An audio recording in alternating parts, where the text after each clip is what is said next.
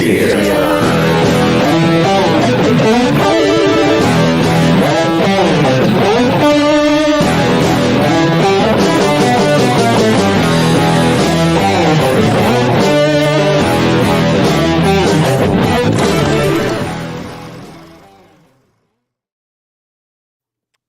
home theater nerds, welcome to the Bright Side Home Theater Podcast. The Home Theater Podcast, it's all about the experiences, the sights, the sounds, the scenes.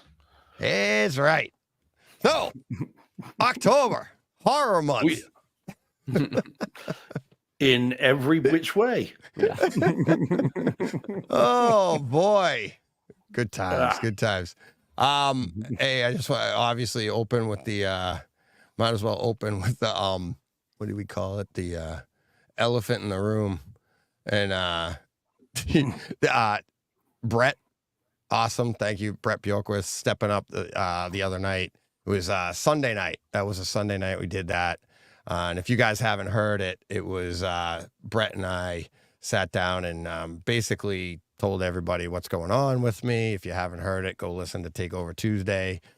From today, Takeover Tuesdays are back, and I'll give the rough version. But I sent you guys the little video of the clip of Brett finding out, and it's oh, I didn't even do this part yet. But it's like I wish I had saved the picture. I didn't grab a screen grab of just his expression. But yeah, literally, it was like 6:30 my time, and I texted him and I said, "Can you come on?" I go, I here, I'll read the text that I sent him. And this, I mean, how great this guy is. It was, let's see, where's Brett? I didn't even talk to, and I meant to talk to him, but I said, I know this is a big ask and short notice, but I really need it. It'll be therapeutic. Any chance you can record tonight around 8:30? I kind of need it, and I think it'd be good for me, the HT community, and the show leading to the 25-hour show. And that I sent at 6:25, 6:29. Of course, however I can help. I was like, boom. I was like, that was awesome. So yeah, he had no idea why. And I don't know if you guys heard the open, but he goes, I'm 20% worried you're like going to throw me under the bus like I screwed something up on you or something like that. And I was going to use this forum to like out him on something. Out him. Yeah. I was like, no, I would never do that. But so we were laughing. Now that you mention it. Yeah, exactly. So we're laughing and joking about it. And he's sitting there and he's all like, great. And I mean, obviously, you know, Brad, he's awesome. Having a good time. And I go, well, yeah. I go, so here's the news. I go, I'm losing this house. And Brett said, you guys have seen it. And Brett was like, it like you can watch the video with no audio and you see when he does it because he goes like, oh, yeah, it does. Yeah, exactly. Like his head shook, and then he was like, oh my God. And then he was as taken aback as I am and as Joe is and stuff. And I don't want to get into the whole thing here, but go listen to the show. You'll hear, you know, that and me, it kind of explaining why. I'll give you the short version of like it hit, it hurts. But and it hit me. I'm like, because of home theater, and you got to go listen to the show to hear why it's home theater related. But hey, the hell am I complaining about? I'm losing a house. I have two. And you're like, you feel like a jackass because you're like, I mean, it does. It hurts. It's not the plan I wanted. But there are people that are homeless, that people don't have houses, that people, I mean, there's many. I'm like, I'm blessed enough to have two, to lose one, to make one for my family. And it's like, okay, that's what I got to do. And that's kind of what we discussed. And we get into the home theater aspect of it and everything like that. But it's a question of perspective. Exactly. But the problem is, look, and you mustn't beat yourself up about it, Deej, in terms of that. I mean, trying to see the woods for the trees is one of the things that's most difficult to do. And it's always most difficult when you're right in the middle of those woods. Yeah. So to then get that sense of perspective, and also, frankly, Deej, to have the emotional intelligence to step back and look at that and go, yeah, what am I complaining about to a certain extent? Is a good thing and a healthy thing, and something that a lot of people couldn't do. So, yeah, it is, isn't it? It is perspective, but it doesn't make it any easier. Yeah, well, it does. It actually does. It does make it easier because it gives you that. Whose alarm is that, by the way, guys? Is that mine? It's my phone. It's my watch. Sure. Oh, that's right, man. I thought it was mine. So we don't worry. Crazy. Keeping people awake with alarms going off. Oh, my God. Yeah. Sorry. But you hit on it, Steve. You hit on it. Hit on what it was, and I'll say it was like that's what snapped me too, is like, Jen and I are sitting there talking about it and we're trying to figure this out. And I was like, because every step of the way, like anytime you get a hiccup like this, it's like, this is my job. It's what I work for myself for a living. And I'm like, what I do is I paint cars. That's what I do. But my job is to be motivated. I wake up every day to motivate myself because nobody else is going to, right? Most people have a boss. If you don't show up, they yell at you. I don't have nothing. If I don't do anything, I don't make any money, right? So that's my motivation. I got to do that myself. And then this stuff hits and it's like, it takes you out. It's hard to get motivated. You're like, you get distracted. You got to do this. And now I'm looking at this project, this house, and I'm like, what do I got to do? There's so much. And I'm standing there in my living room and I'm like, this happens then all the time in home theater. And I've given this advice so many people over the years of that analysis paralysis. You stare at the theater at the end game and you're standing there with like a dream in your head and a room to do it in or a space to do it in, and you freeze and you're like, because there's so much to do. You got to take step one before you can do step two. So stop analyzing everything and do this. And that's what I'm in the middle of saying this. And I'm going, wait a minute, all these steps I got to do. And I got all this stuff to do and I'm going to get it done. And I'm like, I have the ability to do all these steps. And I'm like, oh crap. And then that's when it hit me, the house, 2 houses, being able to sell a house to do this and And it got me down that road. And it does make it easier. I didn't say it was still easy, but it does, as you guys know, because there's other factors going on, but it does make that part easier. And it's a little bit easier to lose this place where, it still hurts because you look around and it's like, even Joe and I talked about it yesterday, but it is, it's like, I'm lucky enough to be able to have enough to be able to get rid, to still survive and help at the same time. Yeah. So, and you haven't even got to go, because the trite observation, look, it's bright side, not going to get too much into it, but the trite observation that someone would say in this situation is, people in Africa, no houses, no homes, that kind of thing. And yet you don't even have to go that far. You've only got to pop down to Florida. And the people that have had their homes flattened, many of whom are not insured, and their worlds are upside down. Whereas, again, to have that emotional intelligence to step back, to look at it and think, okay, this is not what I planned. This is not what I thought it was going to be. This is not my intention, but there is a way through. It's just a case of charting it and getting to the other side. And that's not to belittle how difficult that path is, but it is a path. And there are definitely some whose path ends, so it's I get it. It's really, really tough, but there is a way. And that's, that's the thing, isn't it? And again, Brock Star, of course, he's in the chat, and if anyone knows that, he does. Yeah. So, it's no, and I've been thinking of John a lot with it, or Steve, I should say, a lot with this, because he's been through it too. He's had the all with his home theater journey. It's like everything he went through with housing and all he had a house burned down, for God's sakes. It's like, hopefully you don't have that happen. But yeah, it's like, so I think John's asking which house. It's like the old one, the one that Joe was supposed to get. Greg is saying, it's Greg says, yeah. Sorry. Oh, sorry. But Mm-hmm. The old house. And but Greg this is good. Talk about bright side. And Greg saying earlier in the chat, he said, plus someone new will be exposed to a home theater now when they buy it. And it's, I hadn't even thought of it that way. But that's a great perspective there. But I also have to say, with the caveat, they'll be exposed to it whether they want it or not, because that's going to be part. I can't just sell it, be like, it's part of it. Be like, if they want it, that'll be a price. But if not, I'm taking everything with me. Right. So it's like, they'll be exposed to it and the room will be there, but maybe the gear is coming with me. So, but that would be cool if they paid for it too. So, but somebody will be, or many people will be exposed to it if they're shopping for those. So hopefully many people start the bidding. Start the bidding. Man. So, but there we go. Yeah, lots going on. That's that. Thank you to Brett for coming on. Go check that out. So is it me, or does Brett look like he's lost some weight? And that clip He you may saw, I was have. like, whoa, man. Yeah. Yeah, he looks like he's lost some timber. Where did he You know? go? Yeah. Yeah, it looked that kind of He way to may me when I have. saw that Yeah. short clip. Yeah, I was He, like, okay, he's been Yeah, he looked working out. pretty. He's not big. He's not like he's a No. big guy. He's taller than me. I think. Yeah, he's taller than me. But he's. Yeah, I saw. I mean, we just saw him at CEDIA. He looked great. I didn't think he looked overly thin. But yeah, he looks great. Yeah, he does. Yeah. While we're talking friends of the show, let's move on to some good news. Yeah. Let us take a moment, if we could, to congratulate one Carl Ellsworth. Ooh. Because I don't know What's if you that? heard this, Deej. No. Please, good news. Guess what movie is number one on Netflix? Oh, I God. don't know if it is as of now, but it has been this week. Guess which movie has been number one?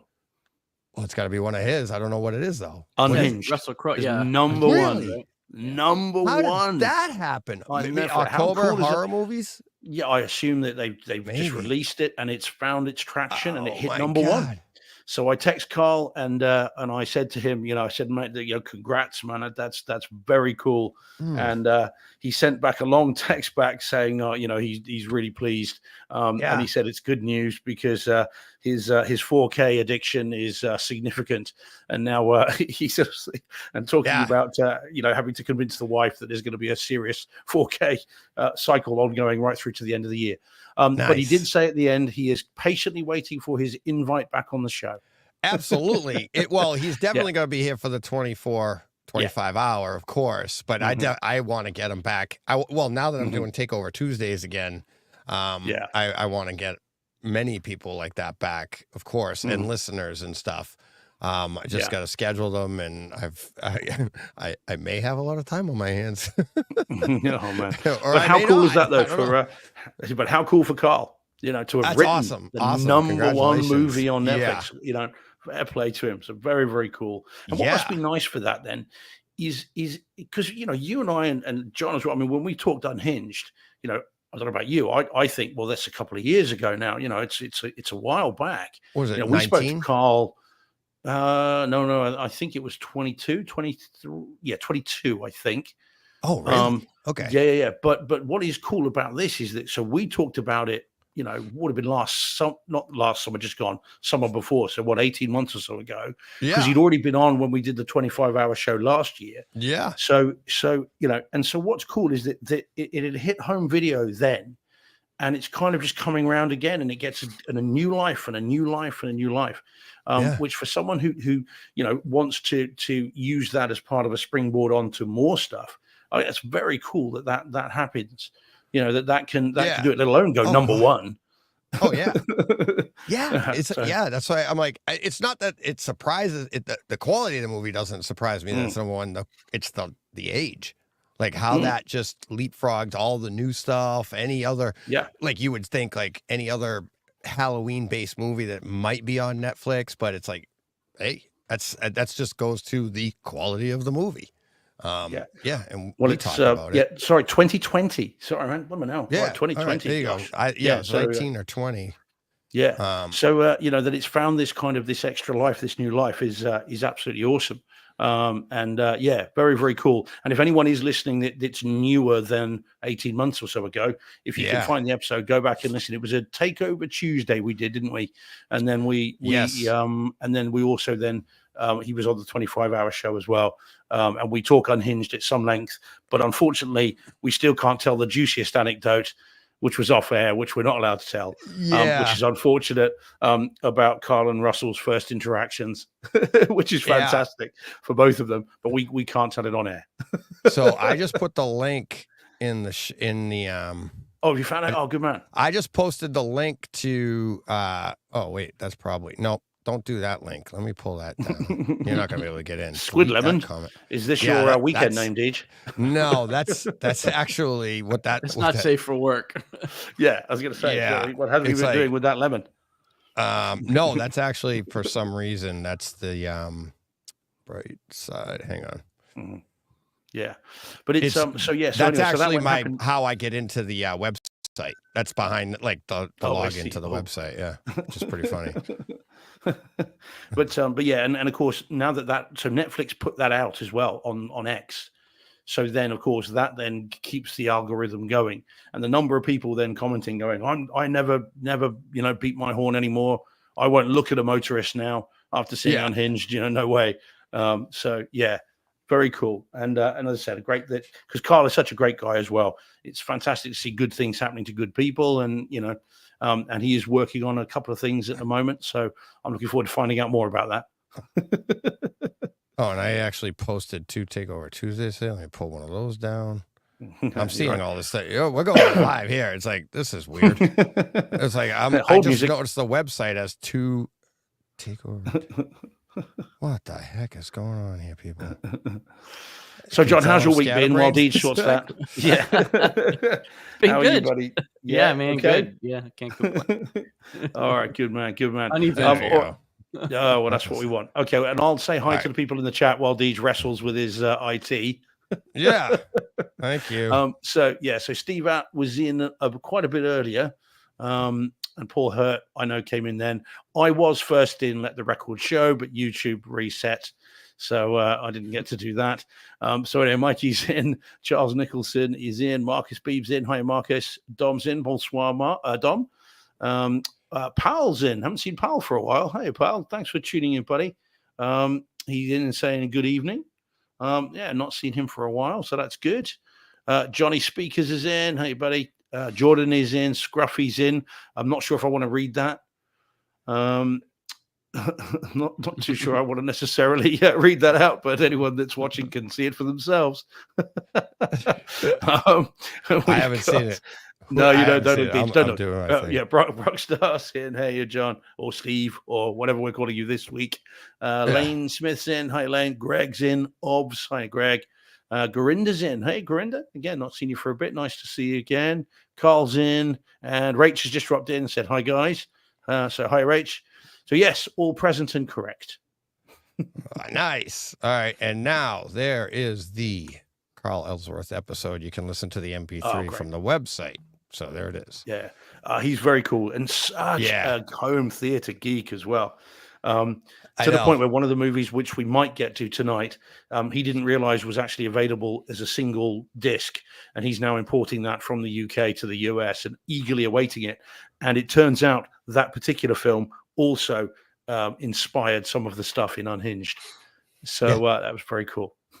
Yeah, it's like what the question we got most after him being on was like, he's in Hollywood. How does he not have a home theater? And it's like everybody just thinks that that's like expected of people. And it's like and I think that was what was fun for us and for other people to see. It's like he's a writer, and he's lucky enough to be doing what he loves to do, but he also loves home theater. But it's not like he gets some secret home theater pass that you're in Hollywood. This is what you get. It's like, nope. Yeah, well, of course he's not in Hollywood either, is he? He's in, I think he, I don't know if he says, I won't, well, I meant won't like say the where business he is. of Hollywood. Yeah. So he's on the East Coast.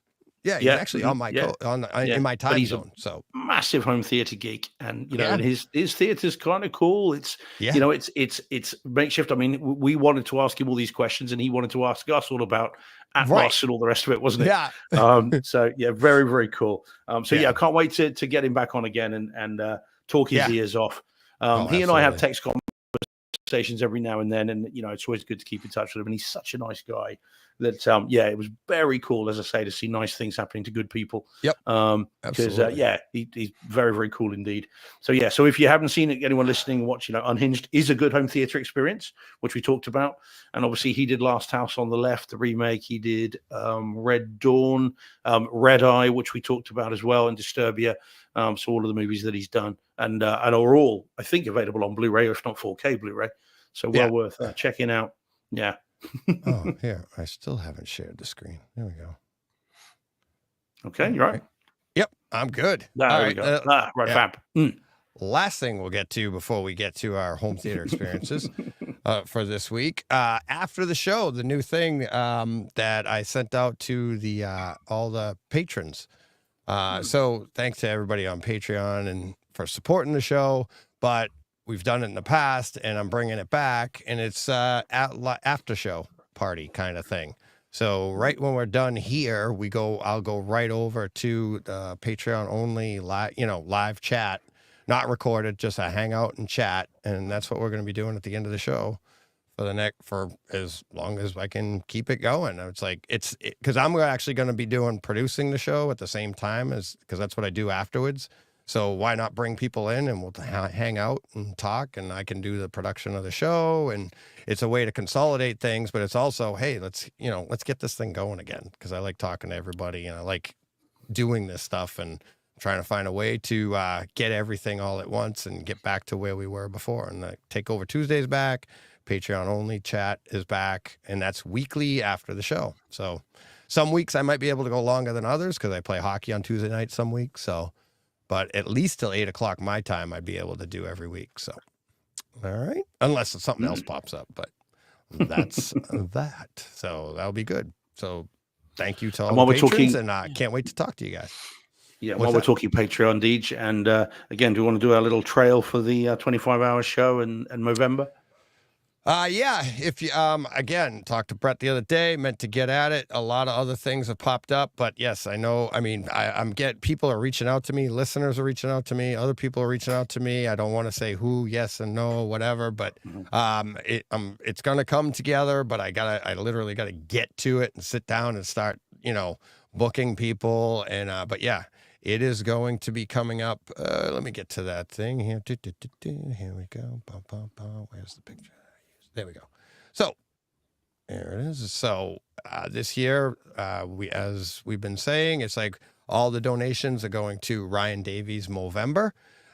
So he's been doing it for 15 years. You can see, if you're looking on YouTube right now, you can see this is his web, just an image of his webpage. All the links are in the show notes to donate directly to him, or if you buy a box of popcorn, it'll all money coming into this podcast to support it, whether it's Patreon or boxes of popcorn, all money from this month and November go to Ryan Davies Movember. The other one, I haven't even talked to you guys, haven't had a chance, so hey, let's do it now. I'm going to be probably auctioning off to the 5 highest bidders. I haven't figured out what the starting price is going to be. I think 5 passes to the show. Basically, you're getting a link and you can come in at any time. And you get priority to be in any. So for the entire 25 hours, you want to pop in and talk to anybody, you can pop in. If the room's full, like I have 10 people, and you pop in, somebody has got to go, but it ain't going to be you. So it's like, you know what I mean? So like you could be in the room, and it's like, you want to, whoever you want to talk to, hang out as long as you want. You can pop in, pop out all day long. You'll get those links to the shows. That's another way I'm trying to make some money. All that money will go to Ryan Davies Movember. And then I'm working on some other creative ideas. So whoever, I'll start a bidding somewhere, and we'll get that going. Yeah. So that was one idea. But yeah, this is go to his website and you can read. It's like I said, links are in the show notes and stuff, and you can read all about why he's doing what he's doing, what Movember is all about, and that's what all this is about, and what we're doing, and hopefully we can raise a lot of money. Last year he did $5,000. I want to do way more than that, and I want to do a lot of that through us, because I think we have a really passionate community, mostly male, but that's what Movember is about. So let's see what we can do. All right. Steve, would you like to say? John, would you like to elaborate? I think the pass idea is cool. So you're saying if I do get one of these, I could just kick anybody out at any time. That's what you said. Could I choose from whom the hammer falls? Yeah. Yeah. No, just for a laugh. Yeah. I'm going to outbid just to be awkward. Yeah. Just to be awkward. Unfortunately, Steve won all 5 bids. Yeah, that's it. You're all gone. He just fired John and I. Yeah. Yes, assumed control. That's it. It's a hostile takeover I didn't see coming. I'll only be a dictator for day 1. That's before somewhere. Yeah. It's nice that you use the term tater at the end. Yes. Yeah. Well, yeah. I'm always a dick. Mm-hmm. That was a joke from Big Bang Theory. John Thompson's listening. Think that John will be chortling away. Yeah, exactly. So But yeah, no, that sounds kind of fun. That sounds kind of cool. yeah, and again, and if anybody can think of, go ahead. Yeah, Sorry. go on. So I was going to say, and if we're going to have, and as I'm sure we will, an array of people from across the home theater community, both listeners and industry people, and people that as we did last time, it is kind of cool because people will think, well, actually, I've always wanted to meet that person. I've always wanted to talk to them, and this gives you that opportunity, which is very cool indeed. No, it's awesome. No, very cool. Yeah, I was talking to a friend of mine this week, and it was like how it went last year, and people like I had no idea it was going to go the way it went, and towards the end, like in the evening, we had a full room. Like I think we got almost to 10 people we're allowed to have. I think we were at 9, and one of them was a listener or a couple of listeners. They literally had been scheduled for an hour. They came in, never said a word, and just sat there and watched. And I was like, what the? I felt so bad. And I remember emailing them like a day or so later and apologizing. They're like, that was awesome. Like, they just came in and hung out. And it was like sitting there. It was like they meet in a Brady Bunch. So like, and it was just Celebrity Squares. Yeah, exactly. It was just fun to be in the room. And it's like, but people, everybody was so great. It's like nobody was talking over anybody. I had 9 people in the room, and we just had fun for 25 hours, So we just got to watch Brett slowly slide down the couch. Yeah. We talked about that in the show too. It's pretty funny. Oh, it's awesome. He was the MVP of the morning. Just as we were, you were just about beginning to flag a little bit, and but we were all kind of chatting away. We were all a lot fresher. but he was then the entertainment going on whilst we were entertaining ourselves. Such a good time. It was such a good time. So, but yeah, where did you all go? That's it. Only one more show before that. It's we have next week's Tuesday show, and then it's the 25-hour shows that Saturday morning. So trying to get my beauty sleep now. It's not working. No, thanks, buddy. Love you. You said that. I was being good. John can't. I can't help That's it. one of the nicest things he said to me. Yeah. Oh God. All right, let's get this show on the road, kind of. Yeah. So, not really any house update, but yeah. So we'll just move on from there, I guess. What do you guys want to go with? Do you have something in particular you're dying to talk about? Because we're probably not. Well, I'm dying to talk about all of them. That's true. Do you want to open with this really bright side the bejesus? Get this show flying, because you texted me and you were so excited. So yeah, you were, and it's like I'm like, oh my God, I can't believe you didn't agree with me. No, I'm just kidding. All right, let's do it. Okay, so we'll be pretty quick with this one because we talked about this a couple of weeks ago, and this is, because you won't know from that picture, is Daybreakers. I did. You did, yeah. But we'll have Steve complaining again about the not having the title. So it's Daybreakers, Steve, Daybreakers. I'm writing it right now. Yeah, and this is on 4K UHD disc and in Dolby Atmos. And when we had, there you go, Steve saying yes. I said it too. Yeah. So, and this, I ordered this the night that you were talking about it, and we had a conversation about should I just get the Blu-ray then or get the 4K disc? It's not out in the UK, so I had to import it. And I thought, well, if I'm doing it, you said, look, get the 4K, and I thought, I need to do that. So I got it, and relatively cheaply too. It took a while to get here, but finally did, and I put it right to the top of the list. And I had never seen it. I don't know how in 2009.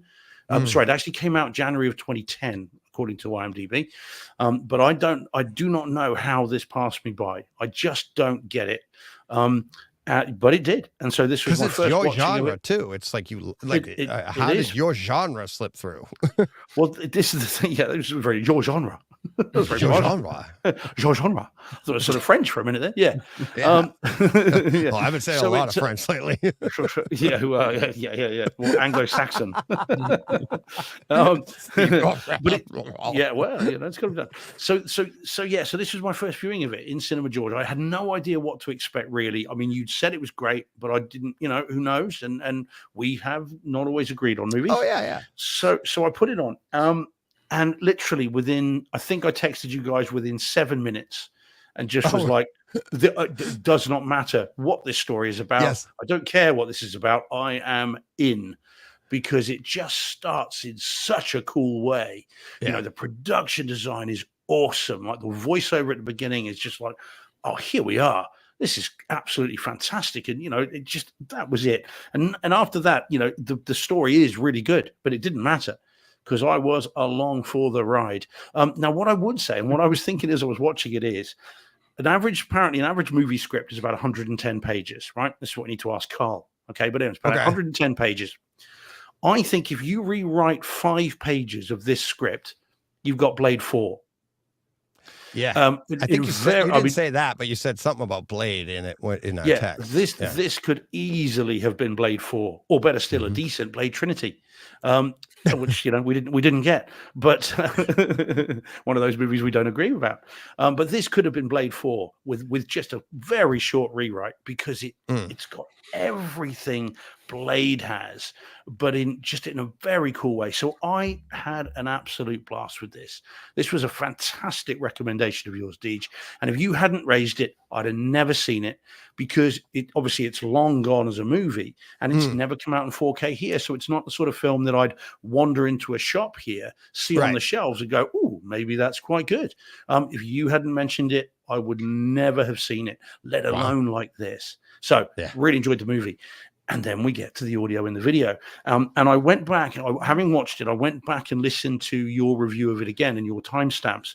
I didn't need the timestamps, because every time you said about it, I'm like, yeah, I remember that. Yeah, that was great. Yeah, that was cool. And yeah, it's fantastic. It looks beautiful in terms of the way the movie is supposed to look. And it sounds fantastic. You know, and the Atmos speakers get a real workout in this. The bit you were talking about near the beginning, where you've got a camera on a shot of a railway platform, a station platform, and then the camera goes down underneath. And as it goes underneath, you see creatures kicking off and fighting, but you can then hear the train coming over the top of the screen, and it's right there, and you can almost, you know, feel the dust sort of coming off the tracks as you're underneath. Oh, it's great. Let alone the explosions, let alone the gunfire, let alone the HDR. All that is awesome. It's a very, very good disc, and I was over the moon with this. Was so pleased. It's great. Really, really enjoyed it. And what a surprise, you know, in terms of just something I've never seen, didn't think I'd ever see, and there it was. That's great. So now the only downside to this, there is a downside. It came with a digital copy. John knows what I'm going to say. So it came with a digital copy, and I was like, oh, brilliant. I can send that to John. We can all talk about it next week. And unfortunately, having sent it to John, John then says it's expired. 4 years ago. Oh no. Yeah, and I didn't know they even had an expiry date on them. They do. They usually don't adhere to them very strictly, but some studios are more diligent than others. I've redeemed some that were expired for many years and they still worked, and then this one didn't. So no big deal. I'll pick it up when I can. But well, it's. I mean, so that was the only drawback. Otherwise, it was great fun. And such a fun movie, and I just can't believe it's been and it's gone. And I think we are doing we're doing a public service here, Deej, by recommending this to people, because like if you hadn't recommended it, I wouldn't have known. Now I can recommend it, and then hopefully it'll spread the word and people will try it out. It's still quite expensive. In December, I think. Well, he's got some money. Exactly. It is very, very, very good. So well worth picking up, and just it's a no-brainer. In the US, it's a definite no-brainer, because you could go to the shop and just buy it. But over here, you've got to import it. It costs you about £23, I think it was. And that was via Amazon and Rare Waves USA. It took a long time to get here.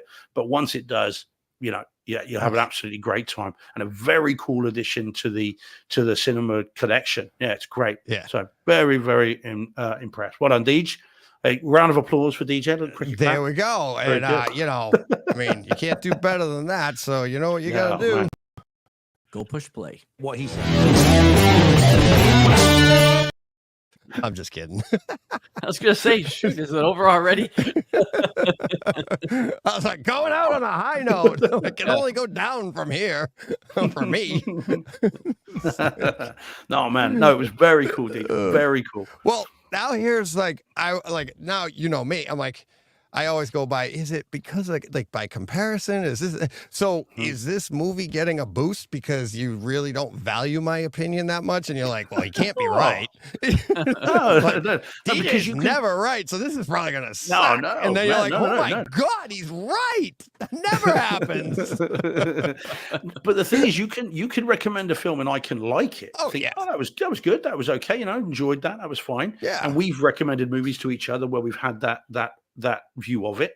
Yeah. But this one was just like I'm almost kicking myself that I missed it first time round, and so it took your recommendation to get me to see it.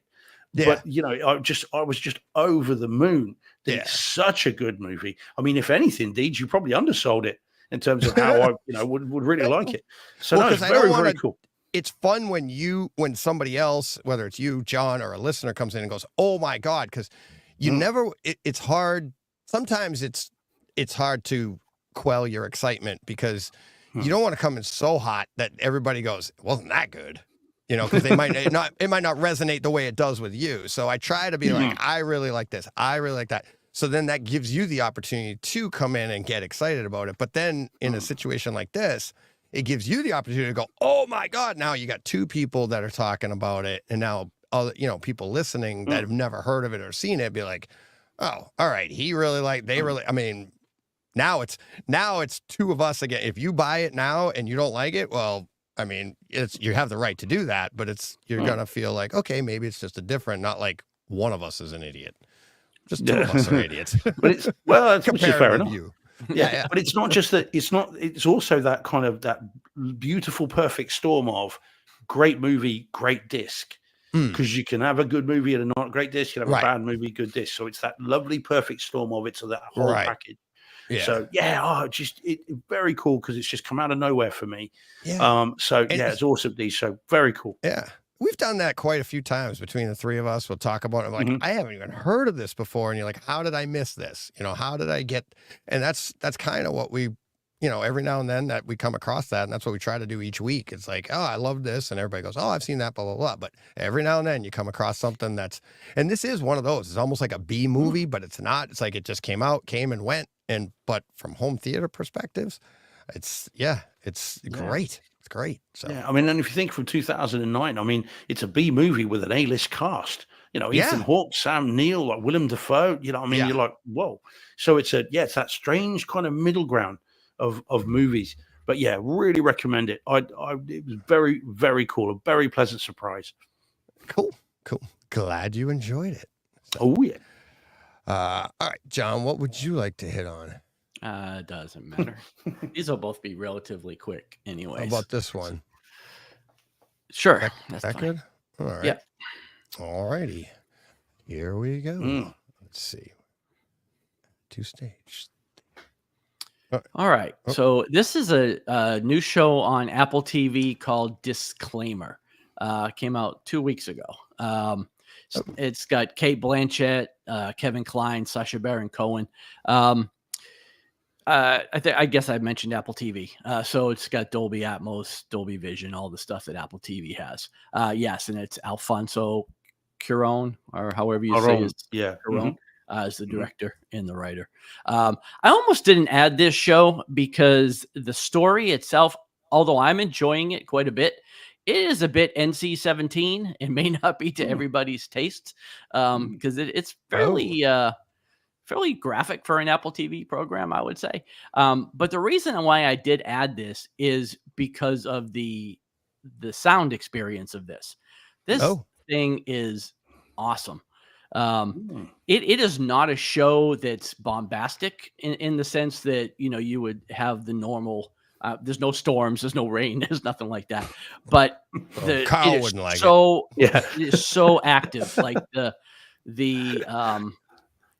just the surrounding, it is so active. There's something going on in every speaker, every time. And really the reason why I added it is because it does something that took me by surprise. It actually made me jump a little bit because I don't think I've ever heard it before.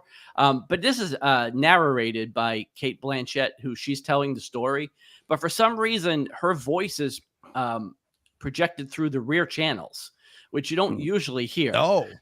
In like a narration. It's usually, always coming from the front stage. This is coming from behind you. So the first time it happened, it made me jump a little bit because I wasn't expecting it. And it's just really interesting the way they're using the sound. Are they trying to do like a voice of God thing? Like her voiceover is coming from like behind? My interpretation of it, and I could be wrong because there's only like I said, only 4 episodes so far, but I think they're trying to portray her having some sort of detachment from the past events that she's recounting. And although I just thought of another way too. They're not really all past events that, she is kind of narrating the full story, but a lot of what she's telling are, is something that happened many years before. And maybe that's why they're doing it to, like I said, kind of give you a little bit of a detachment from that. But I don't know. I just thought it was really interesting. I've never really noticed any other film or show utilize the sound that way. And I thought it was interesting. So I figured I'll add this because it's not normally something I would add to the show to talk about on here. What's the story, John? Because I don't know anything about it. So, well, without giving too much away, she's kind of recounting a past where she has an affair in Italy that goes badly. I guess it's not too much of a spoiler. It's probably right out there. The person that she's having an affair with dies, and she hides this affair and kind of downplays her involvement in it. I don't want to say too much. Kevin Kline's character is the father of the young man that she was having an affair with, finds out about all this years later and enacts some bit of revenge on her and her family, and it's actually really interesting. I'm enjoying it quite a bit. The first episode takes a bit to get into because you don't know who anybody is, and you're really it jumps around a little bit from the past to the future. I mean, from the past to the present, and you're trying to connect the dots of what's going on. But once you get into that episode 2 and forward, you kind of know what's going on. And like I said, I'm really enjoying it. It's very interesting, but I really enjoy the way they're using the sound of it. And visually, yes, it's shot really nicely. The past storyline takes place in Italy, and they're in Venice, and they're in Florence, and they're all over.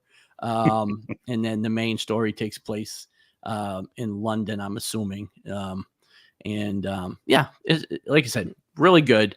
But if nothing else, check out a couple of episodes just for the, like I said, for the sound and the atmosphere of it. I think they're doing a great job with that. So, is it possible that her voice being behind you is almost like she's watching this with you on the screen, and she's like literally sitting behind you narrating what you're seeing on the screen?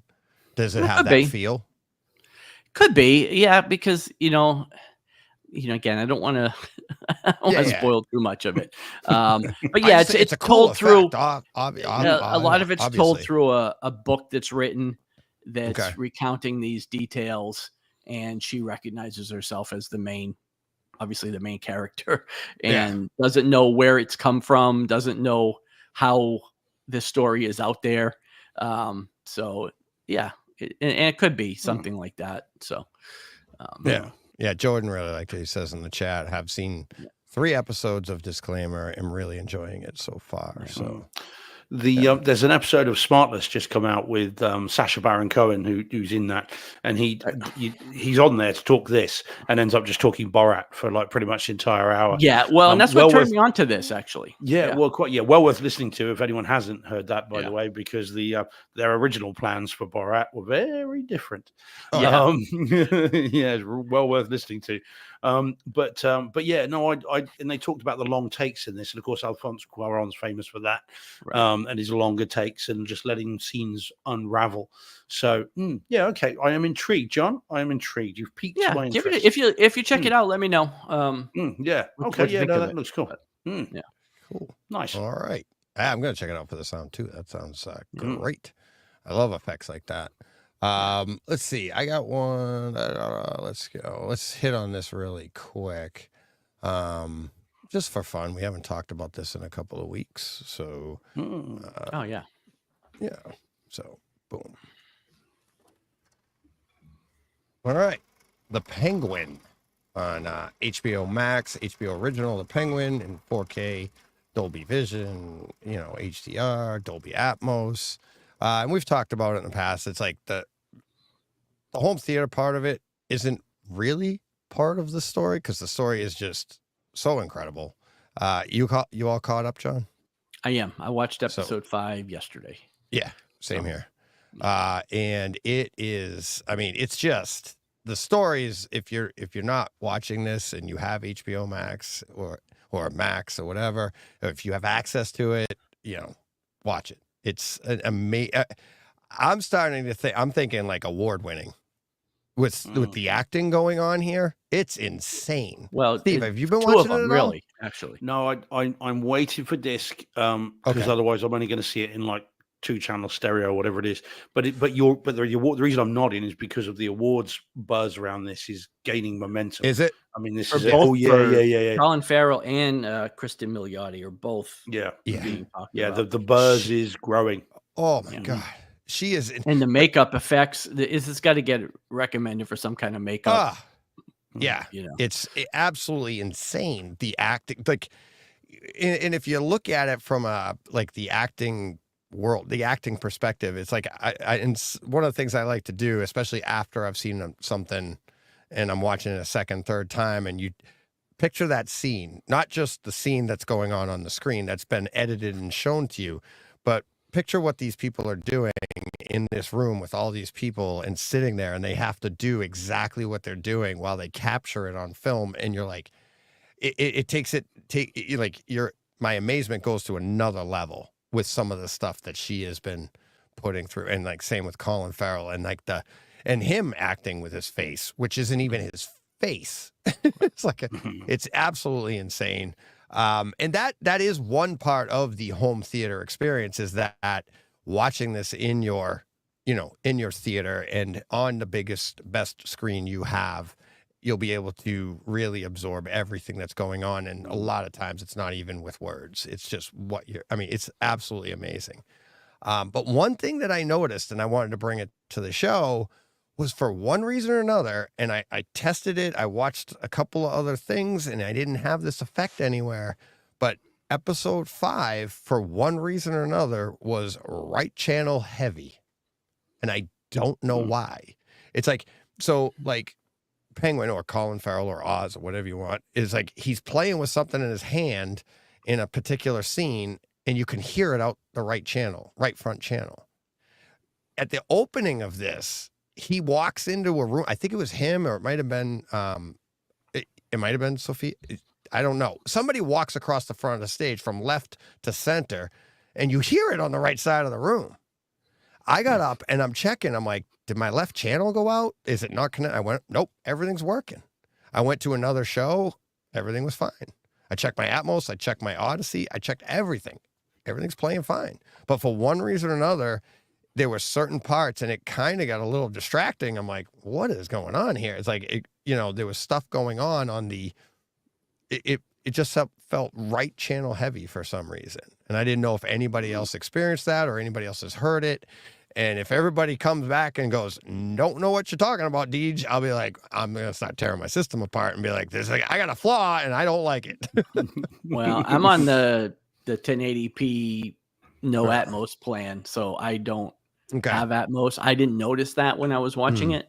But I'm not getting the same audio that you are. Yeah. So Good I don't know on that. Okay. But yeah, I didn't hear any problems. No, that is a true statement. Sounded right to me. Yep. It sounded good from here. I also saw today, and I don't know how accurate it is because it's, could just be a news story, but Sophia's Kristen Milioti's character is supposed to play a big part in Batman 2. as well. I've heard that as well. Yeah. Bit of a spoiler, I guess, in the sense that she'll make it out of this season alive if she's going to be in the next movie, because that's been up for debate. But but that's great because she's awesome and it's a great character. And that would mean, obviously, that Oz would probably play a fairly big role in that film as well. So hopefully. Yeah. I mean, how do you develop a character like this and then not? I mean, the character of Penguin, right, but the thing is, not include him. Like, oh, wait a minute. Unless they do it on purpose, so they can go on to another villain, right? Somebody pointed out, though, as much as Sophia's character is getting a lot of buzz, and we all seem to like her character, the show is called Penguin. Like, he's going to come out on top, and we know that. And so I was thinking the same thing. It's no guarantee that she makes it out alive, but if she's going to be in the next movie, at least we know that she probably will. It's in that I was thinking the exact same thing, John, because the way this show has twists and turns, but the entire time it's one of those things where it's like, this is the Penguin. And it's like, you know his history, you know what's going to happen. Not only do you know what his fate, but it's kind of like anybody else in the show. You kind of know their fate. That's not to say that there aren't some shocking things that are happening, right? Well, right. And the thing I also like is that, especially with shows like this, they've done a decent job of giving us some backstory and motivations for why he does what he's doing. Yes. But they are not trying to make him into some kind of anti-hero or sympathetic character. Like, he is a villain, and they haven't strayed from that. You know what I mean? Which shows like this sometimes tend to do, because we want to make him likable and we want him to be obviously the focus of the show, but they have not gone to any lengths to try to make him overly likable or exactly. He's a bad guy. So he's a bad guy that's getting worse. Right. I mean, it's nice to see the motivation. It's nice to see how it happened. Doesn't mean it's right. Doesn't mean that's how people should handle things. It doesn't mean that's how I'd handle it. But you look at it and go, okay, he's not just, and that not a part of the show or anything else, but that's one of those things that you and I had an issue with before the movie came out. But the original, the Joker movie, or Joker, because that's what you're afraid of. You're afraid they were going to give a backstory. You were afraid they were going to justify, and to some people, it kind of did. Jen was one of them, my wife, and she was like, "Yeah, but see, people, that's what would happen to be like that." Nope, it's Joker. Don't feel bad for him. I don't feel bad because that's the point of Joker, is there is no backstory. We have no idea. It's the mystery. And that's what I liked about the Joker movie, is they kind of even still did that, but some people did gravitate towards an explanation, which was wrong. And lots of people in real life have tragic lives and have really bad things happen to them, and they don't turn into serial killers and psychopaths. Right. So, it's not always super villains. Yeah. It's not always a justification. Just because you were, you were touched in a bad place when you were little doesn't, it doesn't give you the, the okay to turn into what you turned into. I can do now. Yeah. So, but it was, it's, I can't wait for the next episode. And and hey, to plug #dork, every week they're doing a wrap up on every episode. So more so than obviously story and stuff, and they're really enjoying it. So check out #dork for that, because I don't know if they've hit on the home theater side of it yet. Come here for that. Go there for the whole story because they do spoiler free, then spoilers too. So I can't speak to any of that because I don't have the best feed for mine. So. And then, there is I haven't listened to it yet, but the podcast for it too. Yeah. It's pretty cool. So I listened to the first one actually, but all right. Let's see. Dude. All right. Who wants Steve, let me see. What do we got here? Take your pick. What do we got? What do you want to do? We could get rid of the theater one if you want to get that with the one that's in the really rubbishy ratio. Sorry. The poster. This one? Yeah, sorry about that. I couldn't get That's all right. Image. That's all right. I tried. Might as well finish off the trilogy. Yeah, let's hit it. Okay, so this is Terrifier 3 that I finally got to see this week, and we spoke about Terrifier 1 and 2 last week, and I caught up with this in theaters-ish. I was fortunate enough to see it at a very, very, very exclusive screening of it, and I can't really say much more about it, but other than that, I saw it. So it is everything, every bit as ultra, ultra, ultra violent as they say it is. And it is extreme. And this, again, as I said last week about 1 and 2, they go up to the line and several steps beyond it and then try and pull back. And this one takes a massive leap beyond that line, and then sort of tries to row back on it. Again, it's not a movie to enjoy. It's a movie to experience, at least how I thought so. But if you can experience 1 and 2, 3 is more of the same, but just with that extra bit. Yeah. Now it led me to this question, though, fellas, and we'll try not to derail the show too much. But here is a question for you guys. Let me see what you think. We'll try and do it quickly. And I've asked a number of people this over the last few days. Right. So, there are two camps here. Are there some acts, some behaviors, some actions that are so reprehensible, so extreme, that they should never be captured on film? Or is it a case of, if you don't like it, don't watch it? Where do you put yourselves on that? And the reason I ask you that is that there has been discussion online about, in this movie, children are killed. Okay. Now, they're not killed on screen, fortunately, but it's brutal. All right. You do see the bodies of one of them in particular. Oh, okay. So it's whether, but we're not just talking about that specifically. I'm not talking about just child murder, although that for me is something that I find very difficult on screen. So do we think there are some things that should never be shown on screen, or is it a case of, well, if you just don't like that, just don't watch it? What do you reckon? Personally, I'm not a fan of censorship of any material for any reason. So I think with the proper disclaimers to let somebody know what they're going to experience, then it's a case of, if you don't want to see it, don't watch it, because not everything is for me. You know, I mean, not everything's made for me or you or any individual. So I don't think there's anything that should be prohibited from being shown. In a fictional way, I guess, right? Like, I don't want to see, I don't want to see reality. But even with that, I think the caveat is, with the proper disclaimers that will let somebody know to stay away from it, I think I think you should be able to put it out there. So that's my thoughts on it. Anyway. Yeah. Well, there's no right or wrong answer. I'm just curious. I agree. And it's like, because if you put the disclaimer there, that's fair, because then people get to make their decision going into it. But you also don't want to take anything out, any tools out of the artist's hands for something he's trying to do.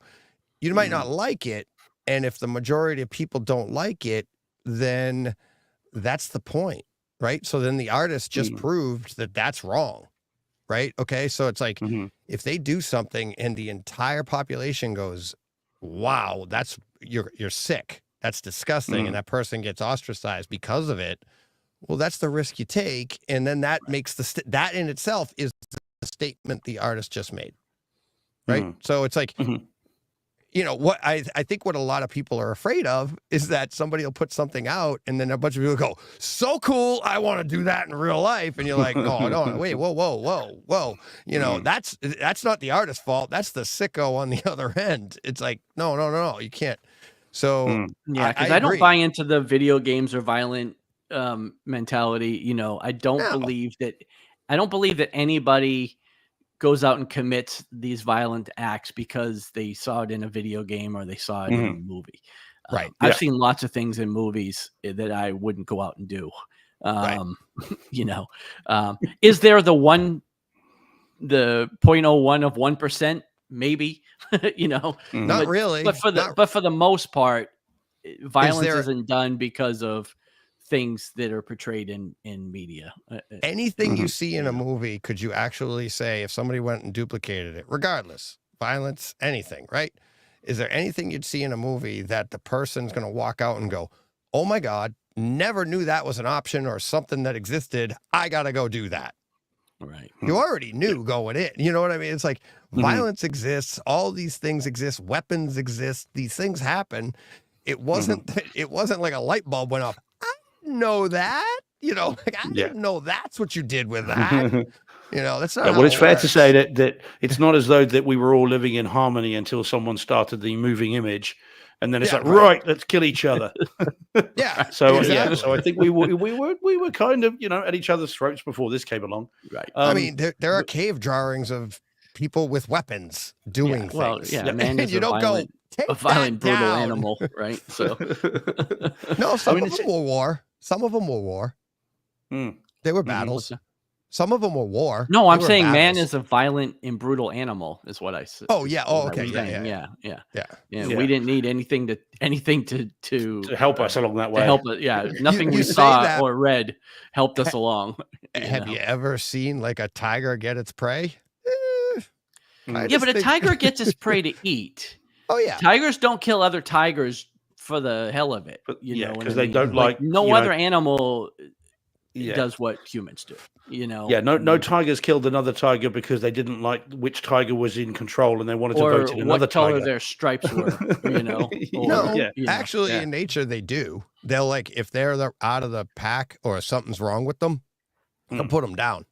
If they're going to slow the pack down, they're going to slow them down. Right. If it's a hindrance, but not necessarily, this tiger has, you know, brown fur with purple stripes or whatever. They're not going to, you know.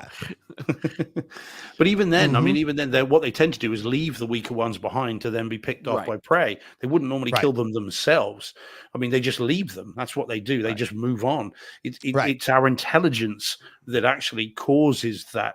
The additional aggression and everything else to come out and to take umbrage at the smallest of things and then go, right, you're dead.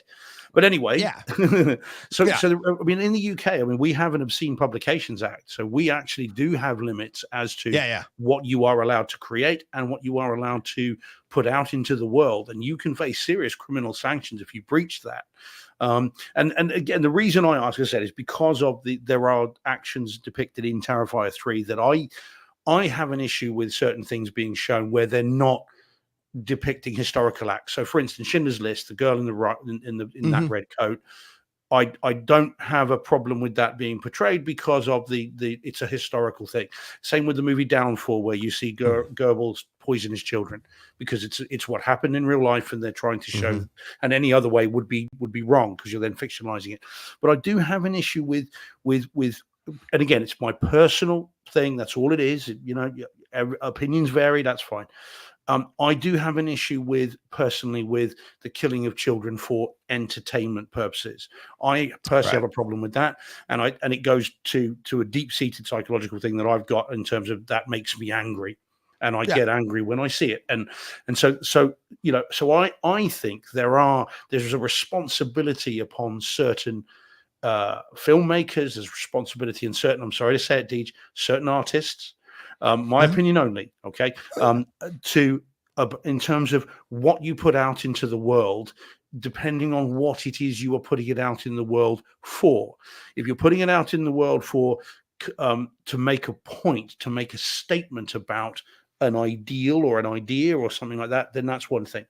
But I think putting out something to elicit for entertainment purposes is a different thing, and I think there's a distinction there. And I'm not, there used to be a very famous censor in the UK called Mary Whitehouse who used to go on and on. I'm not doing that, but I do have some issues with it, and I do think that there are things that ought to be reined in on.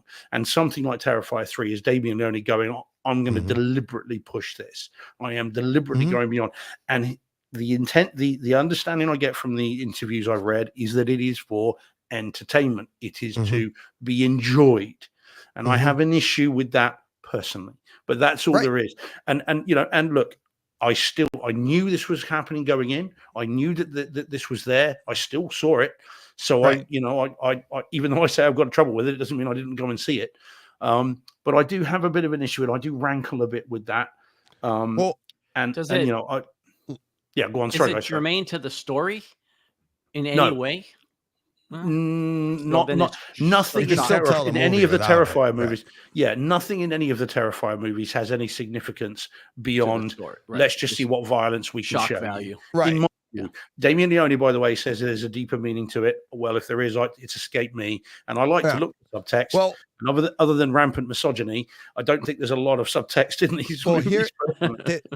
Let me offer this perspective in that throughout history, artists have tried to do this where they try to, like the show Black Mirror, it literally, that's the definition of a Black Mirror. It's a reflection of society. So you put out something like this to show society, like, literally, this is what you find. And that's why he probably said it. And I wouldn't be surprised if the deeper subtext is, yeah, I put it out, said it was entertainment. He was hoping everybody felt like you. But if it doesn't come back that way, that's a reflection of society that he just exposed. You sickos are entertained by this just because I put it out and I said I did it for entertainment purposes. Here you go. It's like, and that goes through history. People have tried to do these things. Artists have tried to do this to, like, they see something wrong in the society and they'll put out something just so that everybody goes, yeah, that's awesome. But then that same society will condemn something. You go, wait a minute, you thought it was entertaining over here, but now you're telling me it's this. Come on, people. And that's, let people look at themselves when sometimes they might not even realize they're doing it. I mean, you don't like it, but what does it say about the person that goes, I love watching that stuff? Wait, you do? Yeah. And it exposes that. And that that is a possible thing. And I would say that's a good thing. You need people pushing the envelope and pushing people so that I want to know who the sickos are around me. Like, I don't want that to be a secret. I want the guy coming out going, oh, yeah, I love you. What it does, if nothing else, is it triggers debate, doesn't it? Of that, Absolutely. There's no doubt. And hence what we're talking about now. And the person that I spoke to earlier about it today and that I've been talking to all came down on the same side as you guys, which is, what if you don't like it, don't watch it. And I 100% get that. And that is the if I call it the libertarian approach, that's probably the wrong word to use on it, but that's the more let it live and let live approach. It's the open thing, which I get. But there are issues that I have with some of the stuff depicted in this movie, which I could do without. You start censoring it, and now those people that are sickos, they're being kept in the closet, and we don't know who the sickos are anymore. I'd rather them exposed. And Fred asks in the chat, he said, did Steve get sick though? No, I didn't. And I never felt sick or anything like that. It's violence and it's over the top, but it is also silly. I mean, I don't think at any point you really look at it and go, oh, look at how real that looks. At least I didn't. And I saw it in a very, very good cinema. But it was never like that. I was more just kind of unsettled by what was being shown rather than feeling sick by it. But as I said, the reason, as I said, my problem with it with children is I get angry, and I feel that anger, and that's why that's the uncomfortableness for me. Yeah. Oh yeah. But there we go. So anyway, but it is a movie, and I've seen it. It is a movie. Absolutely. All right. We've listed another movie. Pick it off. There we go. Let's go with am I gonna get to do another one? Maybe I can do both of these. So let me do both of these at the same time. So I gotta group them together. I don't want to do them at the same time, but we're running short, so I will. All right. Here we go. Talk about obscene publications. Here we go. Underworld, Rise of the Lycans. This is 4K Dolby Atmos on my Kaleidoscape, and I am going to double it up with Underworld Awakening. And I didn't write any timestamps for either of these. So Underworld Rise of the Lycans is the third in the movie. Who says this? What are we laughing at here? Well, I've got some screen grabs. Yeah, exactly. Yeah, we're getting to those, boys. We're getting to those. I was going to say, are you going to confess all about what you sent us, you mucky devil? No, absolutely. Yes, absolutely. All right. We will get to it. Absolutely. 100%. They're in here. That's why I had to put these in order, guys. Yeah. All right. So Underworld Rise of the Lycans. Didn't get any timestamps, so I was too busy. Right. I was going to say something, but no. So, yeah, Underworld Rise of the Lycans is the third in the series, and kind of the last of the ones where I would say, like, I really like the story, because this is like, okay, I think this is where they had originally planned to get to, and the home theater experience on this, like the other ones, like the first two, is very, very good. Great HDR, great surround. There's a scene in this, and that's why I was saying I didn't have timestamps. The scene in this where because this is a prequel, okay? So they go back like hundreds and hundreds of years, and there's a family inside a stagecoach type vehicle, okay? And they're hiding, and you can imagine what's going on outside, and there's all the like things moving around and over, and in your space, it's like you're in that stagecoach. Like your overheads are engaged with the things moving around on the roof. And I mean, it is moving around outside, screams and noises, all sorts of, it's an absolute like beast of a scene. So when you watch this one, you pay attention to that. All right. But yes, Rise of the Lycans, love the story. It advances, like I said before. Underworld Awakening went right to that. Guys, the story's okay. It advances from there, but now you're getting into now they're coming up a way to make another. It felt like another Underworld movie. But I'm going to tell you right now, it's like, this is one of the best from this year home theater experiences. The HDR and the Atmos in this is stunning. I don't know if it's because I went there. It's better than the first three. And maybe it's because it's closer to when Atmos actually came out, so they was able to upconvert it and a better version of it. But the picture, crisp, I didn't see any of like grain of like what I saw in the other ones. This is just so crisp, so beautiful. So I don't know if you guys saw this one yet. No. Have you seen this one? Another one where I tried to get as much as the possible. top half of her. Yeah, exactly. I didn't send this to you guys, but this is like her eyes in this, and there's more eyes in this part of the story.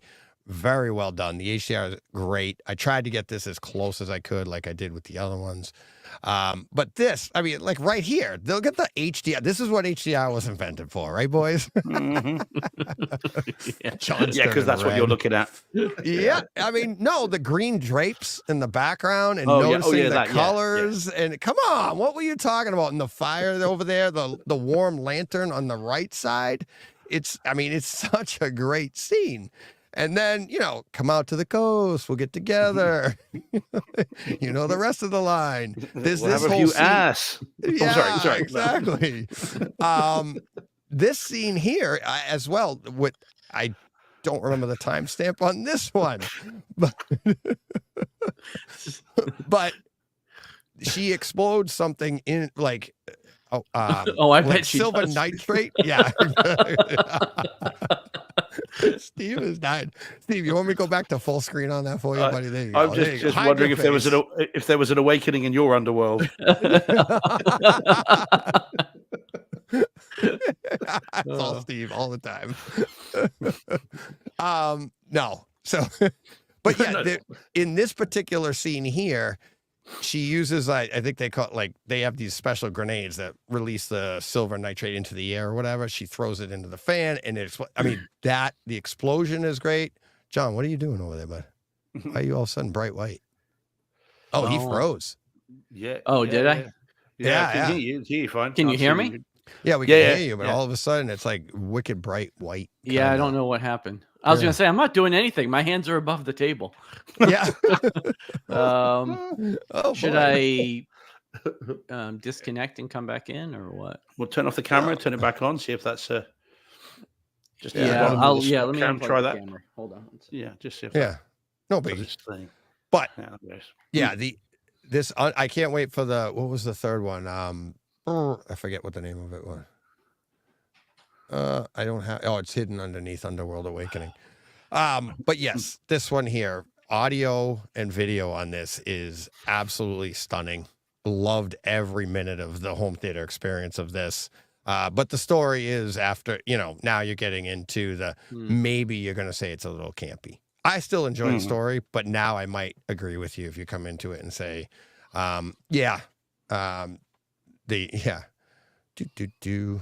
Jordan saying they made sure to utilize the 3D as well when filming that scene. Oh yeah. There he is. John's back. So, but yes, all through this, and the bass, absolutely. Underworld Awakening, fantastic bass. Harmony Remote lighting up throughout the movie. Bass moving back and actually moving around the room was really nice. Lots of great gunfire. I like I said, I can't say enough about it, and had such a good time watching this one. So definitely, if you're into this world and latex. So, all right. I think that's enough about that. I'm sure I'll hit on the last one next week because I'm making Steve uncomfortable. Hey, no, not at all. I'm just annoyed that I can't find the first one anywhere. I thought it was on. Is it not on Prime over there? Because I thought I saw it all here the for others like are $3. Yeah, like 2, 3, 4, 5, whatever it is. They're all on there, but one is not. Weird. I can't find it anywhere, and not even on Blu-ray that can I find it.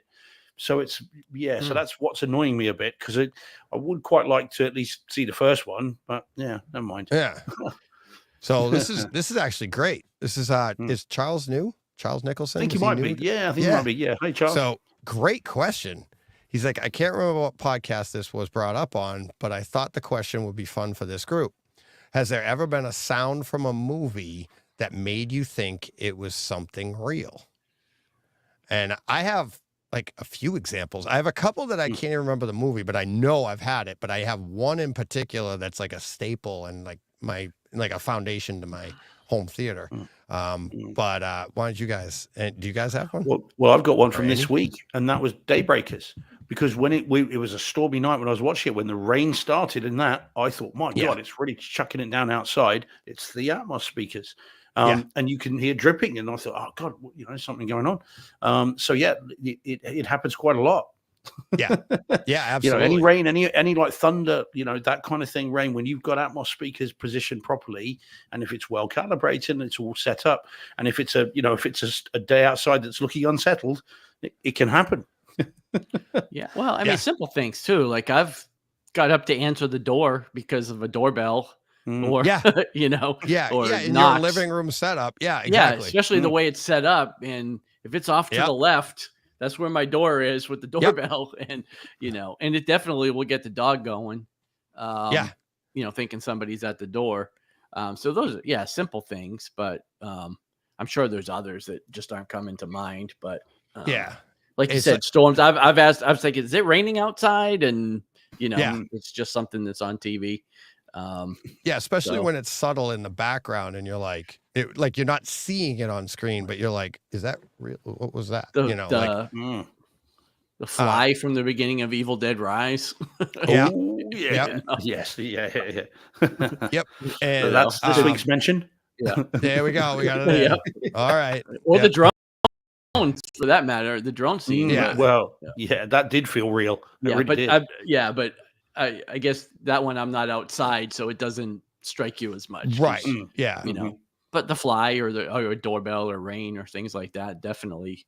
I've had dogs barking I can't remember what movie, but dogs barking, and you'd think it was just outside my room.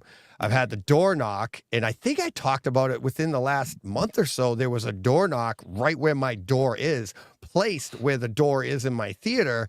And I'm like, why is somebody knocking at the theater? It's my house. I'm like, they always just open. And I got up and open. I was like, what the hell? And it sounded, because it was perfectly placed.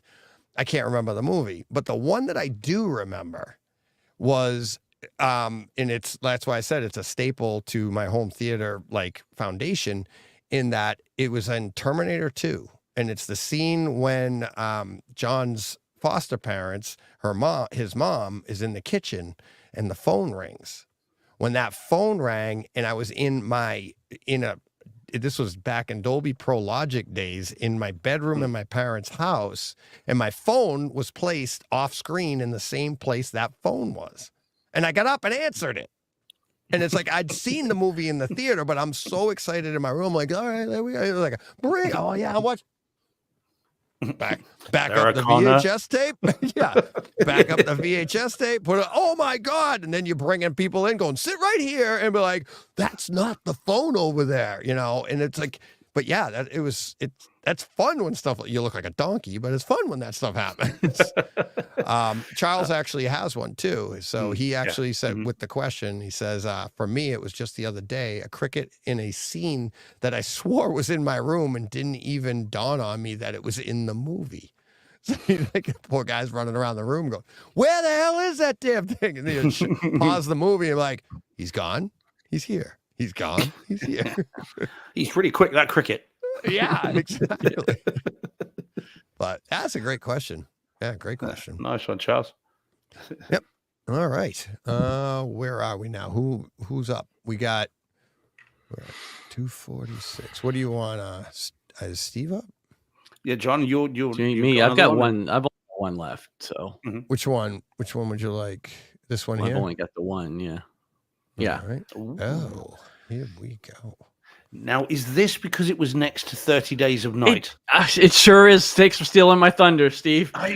See, I was thinking about this earlier. Yeah. I was just saying, continuing my trend of watching movies because of where they're placed in my closet. This week we have 47 Ronin, which just happened to come right after 30 Days of Night alphabetically. I knew it. Yeah, so this is stealing my thunder. Yeah, this is also on the Blu-ray. I don't believe there's a 4K release of this.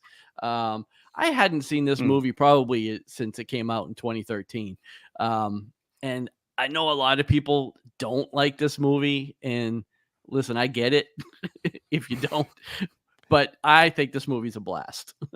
I really enjoyed it. Like I said, I hadn't seen it in about 10 years. But I enjoyed it again this time around. It's, for those that don't know, it's a fantasy take on a semi-true story.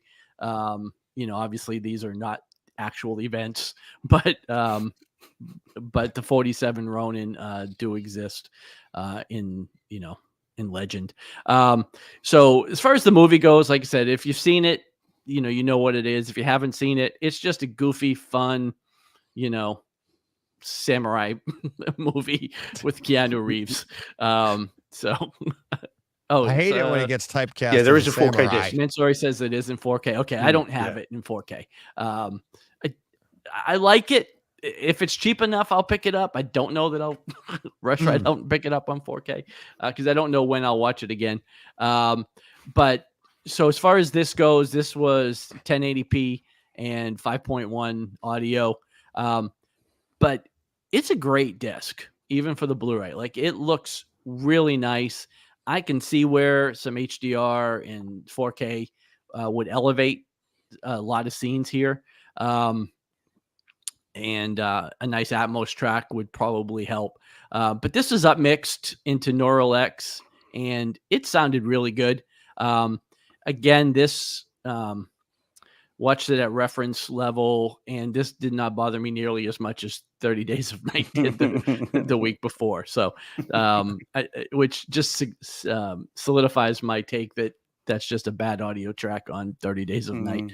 But yeah, like I said, this is a lot of fun. This is it's a fun movie, and it's a pretty good disc. Steven says 4K DTSX on the disc. Like I said, I'll check it out if it's $10 or $15 even. I'll probably pick it up because, like I said, it is a lot of fun. Like I said, the quality of this disc was nice, so I imagine a 4K disc would probably be a great experience. So it's on Kaleidoscape for $14.99 in 4K.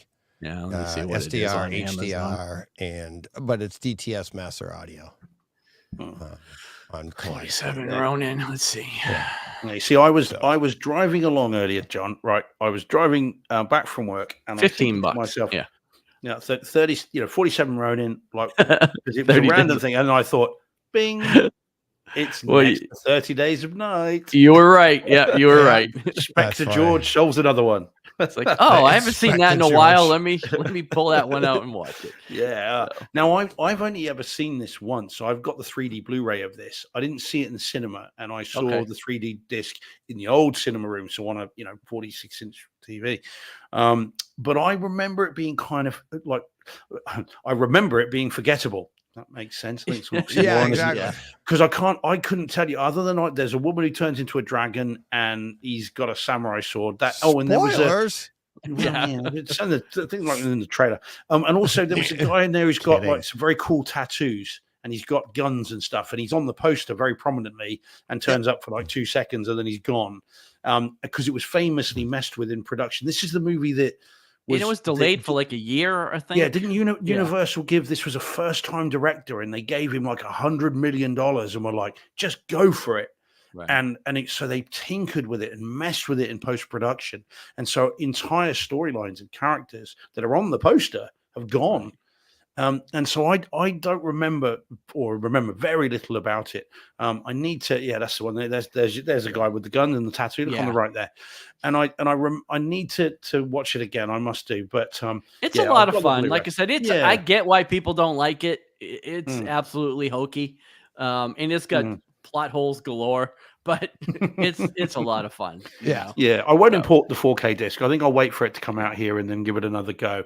But I'm still basking in the glow that I worked out why you saw it. You were right. There you go.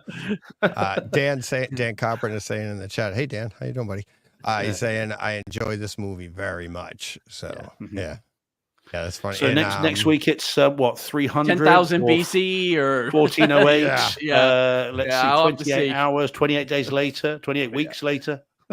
Whatever comes. Well, that would have been before 47. Well, this is the thing, John. Do you have the ones that are numbered in number order or not? Should be. Yeah, mine are. They are. Yeah, they are. Yeah. So I don't know. Okay, right. So we've gone beyond 27 hours then. Yeah, we've missed 28 days later. I'm not even sure if I have, but it would be prior to this. So we've gone beyond those. Right. Tune in next week then. See it could be 10,000 BC or whatever the name of that movie is. That's a big number. Yeah. That's a big number between 47 and 10,000. 10,000. Yeah. There's nothing. Yeah. 2012, 2012. I don't have every Steve number At's movie though. To be fair, I don't have next. 65. I've actually never seen it. Yeah. Well, that's a decent 4K disc. I've heard it's a good disc. That's about all it is. Yeah, I haven't heard the movie. I haven't heard a lot of great things about the movie, but Dan's got 19. Everybody's just shooting out. Yeah, no, we're all throwing out years. I could open the closet and see what's next. If 1917 really comes want to know. But 1941, so 1917. But I've watched that more recently, so I wouldn't watch that one. So 300. 300. I mean, I think I've talked about that on here. I don't think it's been that long since I've. The number we're all kind of dallying around here. Maybe it comes up after this, but okay. Yeah, I don't know. Well, that's a different type of movie, though. Still a movie. Still a movie. Moving on. Yes, we are. Shades of Grey. Yeah, there you go. There we go. 50 Shades of Grey. There you go. Yeah. Well, no, 40. That would be. That would come next. I don't have that either, though.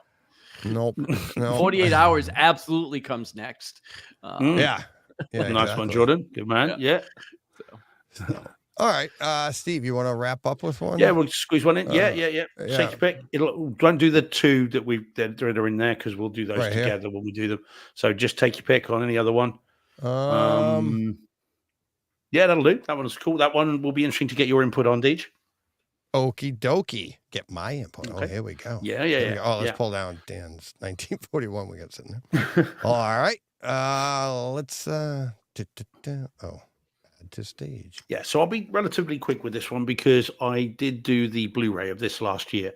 So this is Thanksgiving, the Massachusetts set. Thanksgiving. Yeah, it was what you said last time. Yeah. And so this is filmed in Spain, Steve? Yeah, well, so. Yeah, probably. I mean, this is where I'm going to need you guys' specialist knowledge on this. I don't know whether it is or not. So this is Thanksgiving, directed by Eli Roth, and I talked about the Blu-ray last year. It's a stalk and slash movie that has its kind of genesis in the Grindhouse movies that Tarantino did with Robert Rodriguez. There was a trailer to Thanksgiving in the middle of those two, and then they made a feature film from that trailer. And so Eli Roth, as I said, has directed it. I talked about the Blu-ray last year. They've just released a 4K version in Dolby Atmos as well. It's a steelbook. It cost the earth. I really didn't need the steelbook, but had to get that to get the movie. And the movie this is my second time watching it now. It is enjoyable. It's dopey. It's hokey. Times it's like an R-rated Scooby-Doo episode. It's all kind of kids running around. Who's doing the killing? I don't know. It's someone with a mask on. Who could it be? And you always know with these movies that it's going to be someone that when even the side of their face and their neck and their hands are all covered. You're like, oh, right, okay, it's one of those. So yeah, so it's an R-rated Scooby-Doo episode, but it's set at Thanksgiving. The eponymous killer is dressed as John Carver, who's one of the Pilgrims. I'm reliably informed, only from seeing the movie. Yeah. And it's at Thanksgiving, and everyone in this movie is giving their best Harvard Yard accent, right? Everyone's doing their best. Now, I will defer to you guys as the experts as to how well they do those accents. Some of them clearly are, Bostonian mass actors. Others clearly not. But it's got Patrick Dempsey in it, and it's got a few other kind of character actors that you'll recognize from stuff. And it is fun. It is what it is. It's short. It's only like an hour and 40 minutes, I think it is. And it just licks along, and there is violence and there's gore, and the 4K doesn't really help that because it does show up the CG blood a bit, but it's fun. And I think Deej, I seem to remember last time you were saying, I will give it a go. I'll see it, because it is supposed to be shot around, New Mass and Gloucester and, all the places that you will recognize, if that's indeed where they shot it. So the film is fun, and I enjoyed it more second time than I did the first time. Now, what is particularly good about this edition is, if you're going to buy the movie, if you want to see it, then this is absolutely the way to see it, because CG blood notwithstanding, the picture quality is beautiful on this. I mean, it's been shot in 4K. The HDR just had all the, the pumpkins and all the Thanksgiving parade stuff, all that really pops now. The HDR really makes those black levels sort of stick out, and they're really, really nice. And the new Atmos audio track is all kinds of fun. It's a very playful track. And there is a particular moment in an oven, when we get to it, where the camera is inside the oven when it's turned on, and you can hear the filaments, and you can hear the thing right above you, and hear the sizzling and all that stuff. And it's like, ooh, okay, bearing in mind what's going on the screen in this oven. And so it's really, really cool. And it's a fun little effect, deliberately designed to kind of send the shivers up your spine. It's really good. So for a R-rated Scooby-Doo episode, in very clear 4K, really solid Dolby Atmos, you can do a lot worse than this. And after a couple of beers or appropriate cookies, it's a lot of fun and worth seeing and worth. I don't know if you did get it, Deej. I think you said you were going to, but well worth it if you do. Yeah. Let me see here. What do we got? Oh, the other thing I should say, by the way, is in the steelbook for this, which I always think is quite classy. Eli Roth has written a little letter to the person that's bought the disc.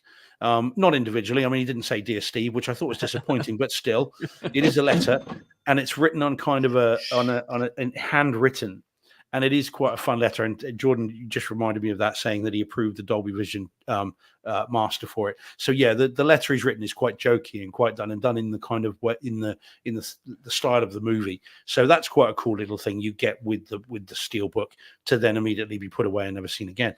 But still, it's quite cool. It's a nice little thing. I think it's quite classy when the director does that. So yeah, Deej, if you get a chance to see it before next week, whenever it is, Wednesday, Thursday, then I'll be curious to see what you make of it. Yeah, I just bought it. I'll see if I'll see it before Thanksgiving. So, but and it is one if you you're can watch watching on with Jen YouTube, as well. you just saw I bought it, and if you're listening, you heard the cha-ching. You heard it. I just bought it. It's 4K HDR. It actually has Dolby Vision too on Kaleidoscape now.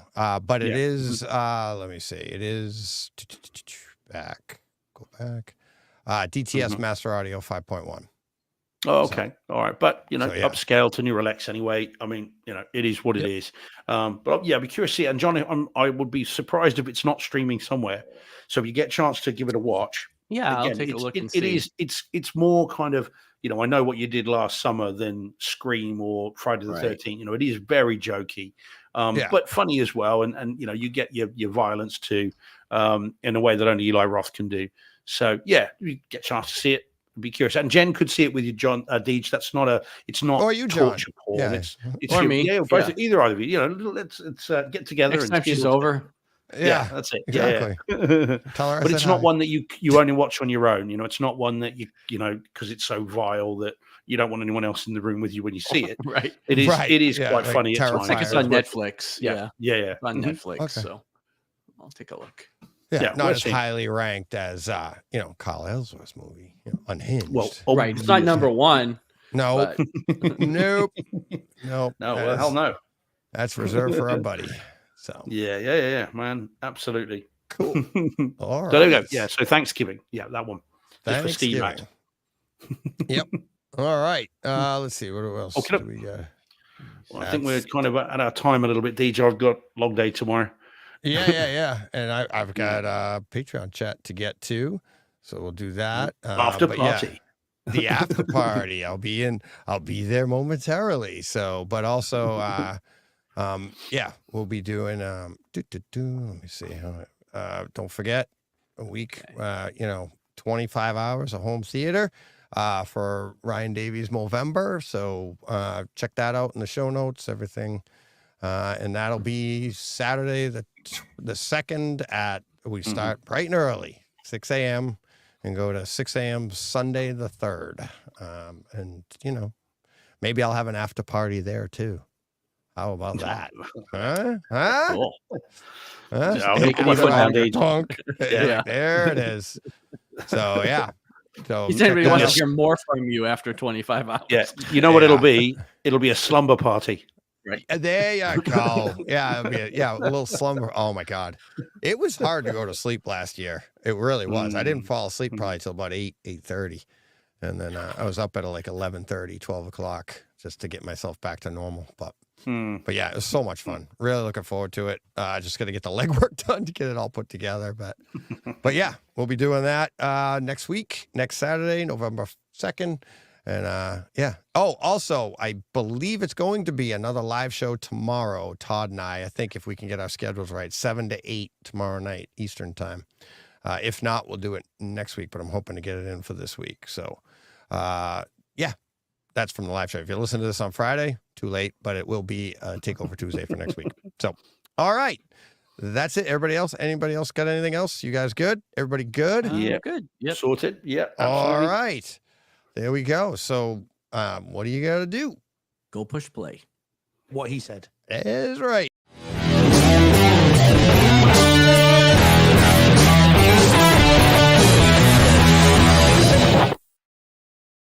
Hey, Fred. This has been a Hey Fred production with theme music by Jeff Bernhardt and Throne Vault Productions.